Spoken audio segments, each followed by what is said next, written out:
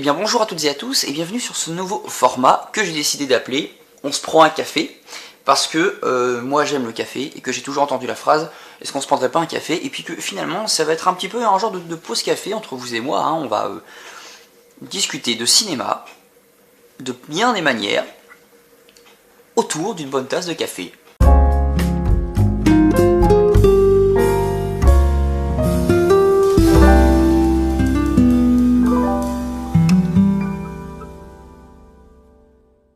Alors pour ce premier épisode, eh bien, je vous propose de parler de Dune. Effectivement, Dune est sorti hier, hein. Moi j'ai été voir l'avant-première, parce que c'est un film que j'attendais beaucoup, enfin j'étais très curieux de le voir. Et ben il y a beaucoup de choses à dire. Alors avant toute chose déjà, il y a un petit peu de contexte à faire, hein, puisque Dune, c'est pas seulement un film sorti récemment, c'est tout d'abord un roman écrit par Frank Herbert et qui fut publié en 1965 aux États-Unis. Voilà. De ce roman a découlé un film du grand David Lynch, sorti en 1984, et ensuite il y a eu un film qui a été adapté pour la télévision, puis une série TV, et dernièrement un remake sorti au cinéma hier. Donc vous voyez déjà hein, qu'on a un certain background, et il faut savoir que dans le milieu cinéphile, Dune fait partie des films cultissimes à voir absolument, et pour cause, il est juste génial. Alors, on va briser la glace tout de suite. Est-ce que j'ai trouvé que Dune 2021 était bien ou pas? Ah oui, je sais pas si je l'ai précisé, mais ce que je vais dire ici, c'est un avis, on va dire, personnel. C'est un avis personnel, mais qui reste assez objectif, hein, d'accord? Bien évidemment, libre à vous de ne pas le partager, et si tel est le cas, n'oubliez pas qu'il y a un espace commentaire en dessous, qui sera très utile, je pense, et très agréable, pour pouvoir débattre de tout ça, ok? Donc, est-ce que Dune 2021 est un bon film ou un mauvais film? Eh bien la réponse est que ce film est sympathique. Voilà. Il n'est pas mauvais, mais il n'est pas non plus, c'est pas un truc de fou. Très honnêtement, je vais pas dire que j'ai été déçu, mais c'est pas non plus le truc de taré. Pour me faire comprendre, on va séparer cette analyse en 3 points. Les points positifs, les points négatifs, une petite conclusion. Point positif d'abord, premièrement, qui est le premier point positif, et qui est un très bon point positif, c'est le respect du matériau de base. C'est ouf comment le réalisateur a clairement respecté l'œuvre de Lynch. C'est vraiment, je me suis vraiment retrouvé dans le film. J'ai retrouvé à bien des égards beaucoup de détails concernant justement le Dune original. Voilà, les costumes, les personnages, c'est vraiment l'histoire, tout est vraiment respecté, et on voit que de la part du réalisateur, on voit un vrai respect, une vraie estime de l'œuvre de base, et ça fait plaisir. Deuxième point positif, qui dit SF dit forcément effets spéciaux à gogo, hein. Et dans ce film, les effets spéciaux sont, ma foi, excellents. Enfin, j'ai rien à dire personnellement, hein. On y croit, c'est concret, c'est hyper propre, c'est très quali. Non, vraiment, voilà, là aussi, bravo aux post-producteurs qui sont occupés des effets spéciaux. GG les gars. Et enfin, troisième et dernier point positif, on va parler du jeu d'acteur, et le jeu d'acteur est, ma foi, bien. Voilà, alors, il n'est pas transcendant non plus, c'est pour ça que je peux pas non plus dire que c'est un truc de fou. Genre je vais pas vous dire que c'est quelque chose de timbré et tout, mais c'est pas non plus, mauvais, quoi. Je veux dire, on y croit, hein. On ressent quelques petites choses à certaines scènes, etc. Donc c'est voilà, c'est le travail est fait, le taf est fait, le taf est là. Maintenant on va passer aux points négatifs, et qui en fait pour moi font que ce film est juste sympathique. Premier point négatif, le film est lent, mais il est une lenteur. Alors le film de David Lynch, hein, le Dune de David Lynch, il est pas réputé pour être un film où il y a de l'action à gogo, où ça part dans tous les sens, machin, voilà, il y a des lenteurs aussi dans ce film là, et par ailleurs le film de Lynch fait 2h17. Voilà. Oui, on est précis ici, on aime bien être de temps en temps, voilà. Là on est sur la première partie, hein, du remake. Attention, c'est juste la première partie, hein, c'est pas fini, il y a encore une suite, il y a la suite. Et la première partie fait déjà plus de 2 heures, donc on peut imaginer que la deuxième partie fera à peu près la même durée, donc on va être sur un remake de plus de 4 heures. C'est extrêmement long pour la première fois de ma vie. Moi, alors je sais que ça existe, hein, c'est pas la première fois que ça arrive, mais moi c'est la première fois que je suis dans une salle de cinéma et que je vois des gens partir de la salle, en fait, parce que les gens finissent par... à long terme, en fait, sur la durée, on commence à s'ennuyer, hein, mais moi, je me suis quand même bien fait chier devant le film, quoi. Et ça m'embête parce que bah, on est quand même sur une œuvre qui présente une certaine qualité, on peut pas le nier, ça on peut pas dire le contraire, il y a une vraie qualité de film, il y a quelque chose, mais il est tellement lent que bah, sur la durée on commence vraiment à s'ennuyer, quoi. Après je pense aussi que le fait que je me sois ennuyé vienne pas uniquement de la lenteur du film, mais du fait aussi que comme le matériau, et vous allez voir que c'est paradoxal parce qu'on a tendance souvent à taper sur les remakes comme quoi ils respectent pas les œuvres de base, que machin, que nan, mais en vérité j'avoue que une partie de mon ennui vient aussi du fait que, sachant que j'avais déjà vu moi celui de David Lynch, et que Dune, enfin le réalisateur de Dune 2021, eh bien il respecte à fond l'œuvre de Lynch, et bah du coup moi il n'y a aucune surprise.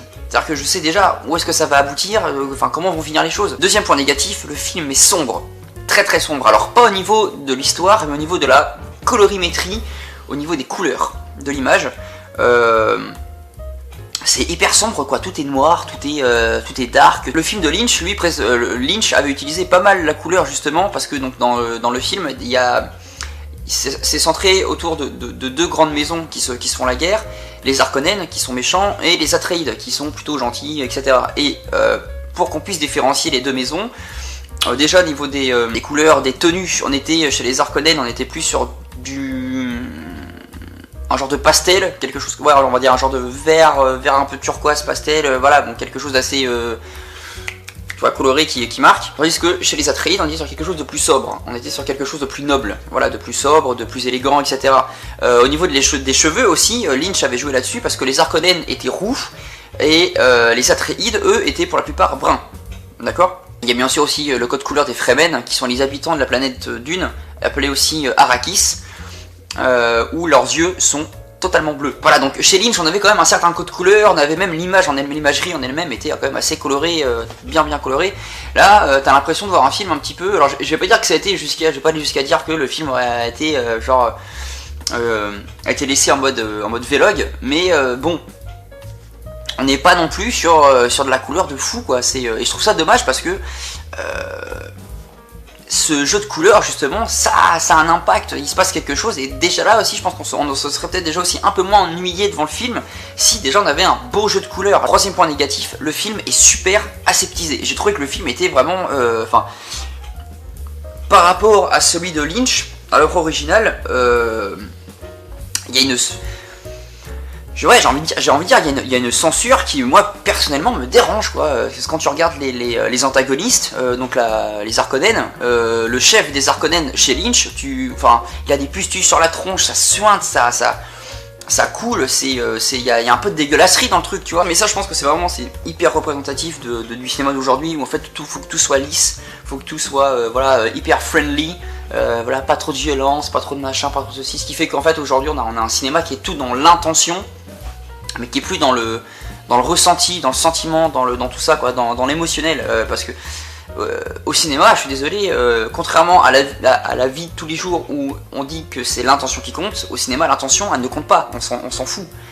C'est le ressenti, c'est ce qui se passe à l'écran. T'as beau avoir l'intention de faire une scène dramatique qui ferait chier dans les chaumières, si justement la dynamique de cette dramaturgie n'est pas là, mais l'effectueux, il sera pas au rendez-vous, parce que t'as mis que de l'intention dramaturgique, t'as pas mis une vraie dramaturgie dans le truc, t'as pas mis une vraie émotion, un vrai impact, donc ça marche pas. Et pour finir, quatrième point négatif, la musique. La bande son dans un film, c'est un ingrédient important. C'est pour ainsi dire l'un des ingrédients les plus importants.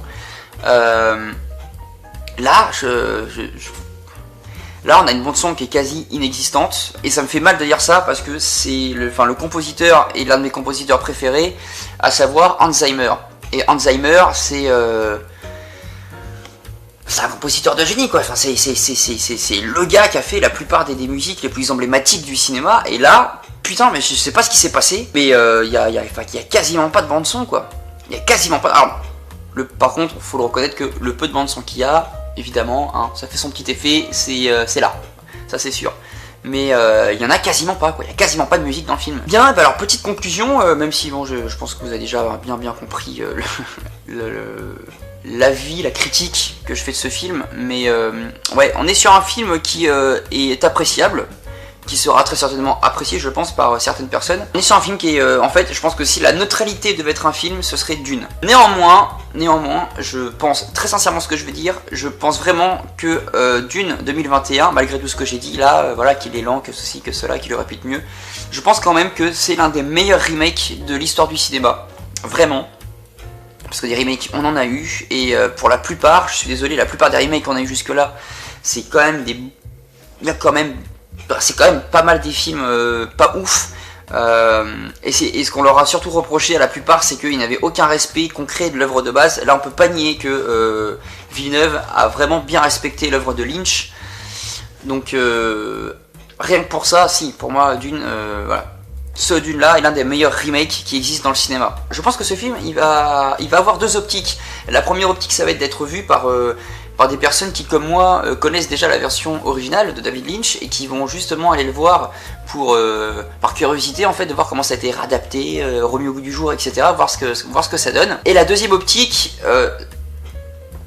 est de pouvoir bien préparer, en fait, un nouveau public, voilà, des personnes qui n'ont jamais vu le Dune de David Lynch, justement pour qu'ils puissent le regarder. Moi, vous le savez, j'ai deux petites sœurs qui n'ont pas vu le film de David Lynch, mais par contre qui ont vu justement le Dune de Villeneuve. Là, si je leur fais regarder Dune de David Lynch, je sais qu'elles seront prêtes, en fait, qu'elles seront prêtes à vraiment bien comprendre, parce que quand on connaît pas vraiment l'histoire de Dune, le background, etc., le film peut être un petit peu compliqué à aborder au début, au premier visionnage. Mais là, qu'elles ont vu ce Dune là, je pense que du coup, ça va leur permettre d'aborder les films de David Lynch de façon beaucoup plus digeste.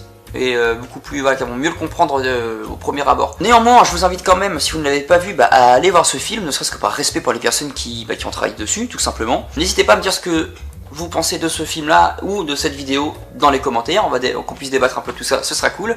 Vous pouvez vous abonner à la chaîne YouTube, c'est gratuit, donc allez-y. N'oubliez pas de mettre un petit like, n'oubliez pas de cliquer sur la cloche, toute notification pour être au courant dès que je sors une vidéo, et comme vous le savez, il y en a d'autres qui arrivent. Partagez à mort cette vidéo, c'est très très important pour la survie de la chaîne. Et puis écoutez, moi je vous fais plein de gros bisous sur votre bonne fesse gauche, et on se retrouve bientôt pour une nouvelle vidéo. Ciao!